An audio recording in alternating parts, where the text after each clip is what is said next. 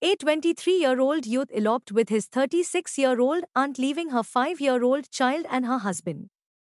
The woman has earlier married 5 times, which her family claims, which never lasted. The incident has taken place in a village near Dhupguri.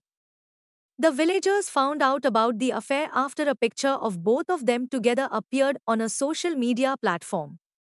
The family initially managed to stop the affair by getting the accused youth married to a girl of his choice.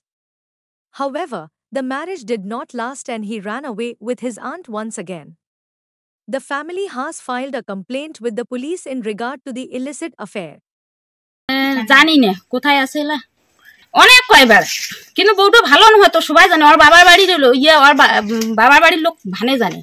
ওটাকার লোক ভানে সাক্ষী দিছে ওর নিজের দাদা আছে না দাদাও কইছে যে বলে উয়াই বলে সদিয়া পার হইছে প্রেম করছে কিন্তু ওর দাদা ঘরেরও কথা হয় শুনি না ওর বাপও ওর মা তো মানে না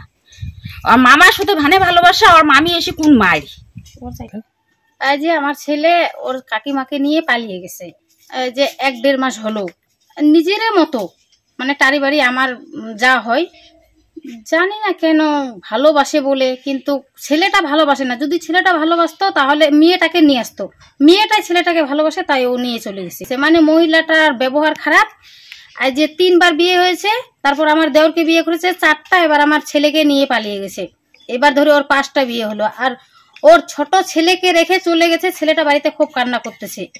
আর আমার ছেলে বিয়ে করেছে নিজে বিয়ে করেছে